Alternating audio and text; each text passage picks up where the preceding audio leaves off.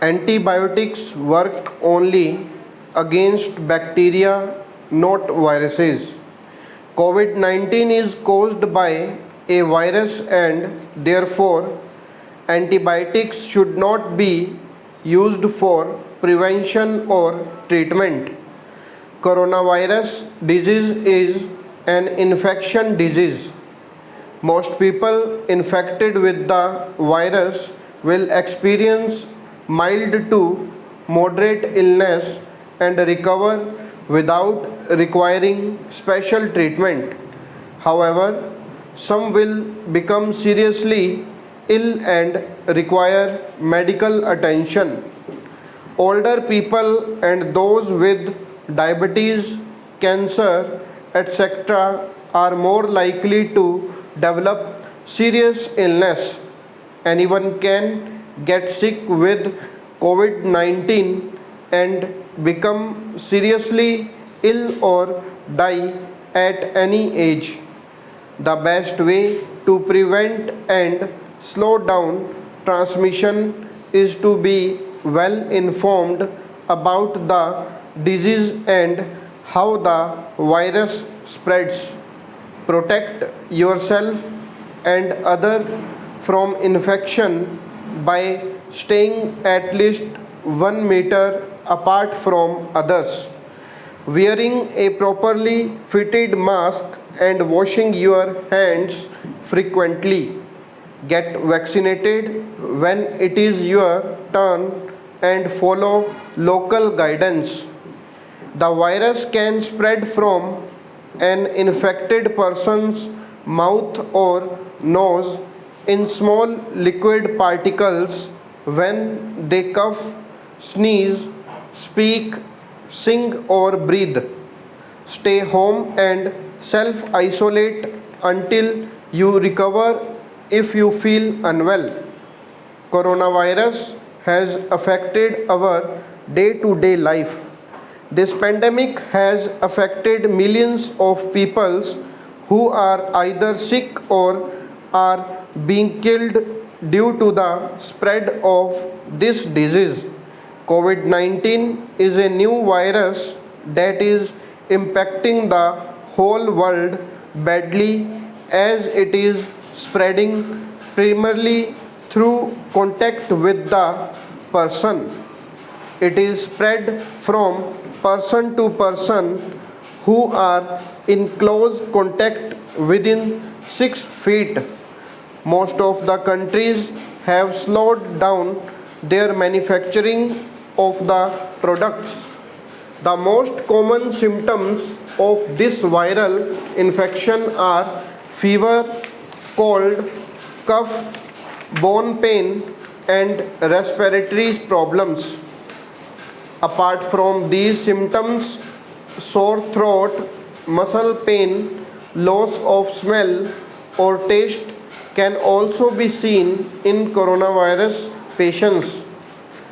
Thus, the emphasis is on taking extensive precautions such as hygiene, regularly washing of hands with sanitizers or soap, avoidance of face to face interaction, social distancing, and wearing a mask, etc.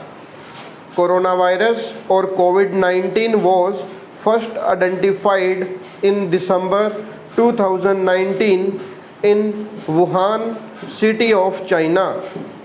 In March 2020, the World Health Organization bracket shuru WHO bracket 1 declared the coronavirus outbreak a pandemic.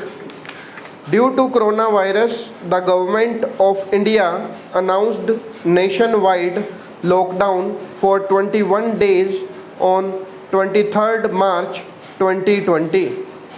Government of India limited the movement of the entire 1.3 billion population of India as a preventing measure against the coronavirus pandemic in India.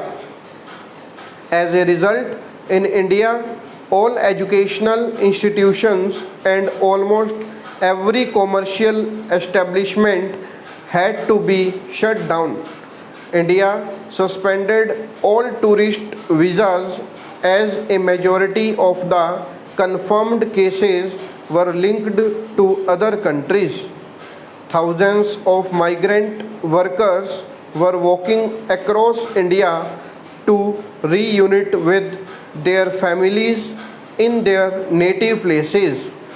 During the COVID 19 pandemic, Indian migrant workers have faced multiple hardships with the closure of factories and workplace due to lockdown. Millions of migrant workers had to deal with the loss of income, food shortage, and uncertainty. The various industries and sectors are affected by the cause of this disease, including the power sector, educational institutions, tourism, hostels, exports, handicrafts, garment shops, wedding planners, general stores, etc.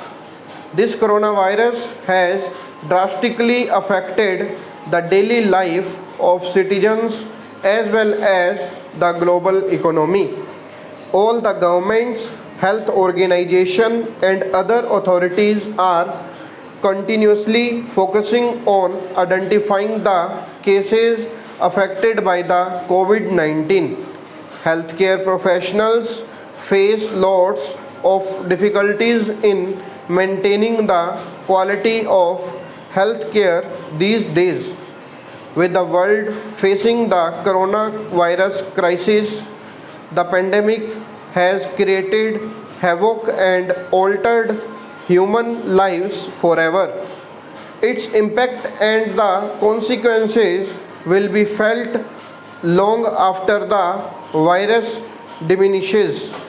Yet, hope is a powerful healer in this crisis. Mankind stands united in its struggle against the COVID 19 pandemic. The government has described these farm bills as giving new freedom to farmers after independence. According to the government, the farmers will be empowered by these bills and will be able to enter into agreements with multinational companies, big traders, etc. According to the new Farm Bill 2020, the farmer can sell his crop in any market at the desired price. With this, farmers will get better options to sell their produce. Earlier, middlemen used to acquire a major part of the income of farmers, but now farmers will get freedom from them. The new system will eliminate the compulsion of the farmers to go to the mandi and sell their products to the licensed traders, and now the farmer will be the owner of his will. The producers will get more freedom by preparing the private market. It is their choice either to go to the APMC mandi or the private market. This will boost the thinking of one nation, one agricultural market by bringing contract farming under legal purview. Producers will be able to get a ready market for their product, and entrepreneurs will get ready raw material, because in contract farming it is decided long before that what to produce and what will be the price. In such a situation, producers will not have to bear the risk of market fluctuations. Now, farmers will not have to go round for payment and settlement of disputes. but the settlement and payment of the dispute will be ensured within the stipulated time. But the farmers believe that this bill is anti-farmer. In fact, the farmer can now sell his produce to anyone outside the APMC mandis. There will be no charge on this. APMC mandis have different mandi charges in different states on the purchase of agricultural products. Farmers also fear that after the new law, the government will stop buying crops at MSP due to this.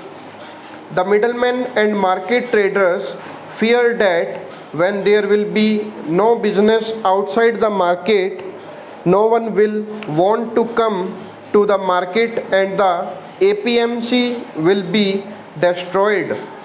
The failure of this model has been seen in the state of Bihar. In 2006, the APMC was abolished in Bihar. However, the government rejected both these things and said that the APMC and MSP would be continued.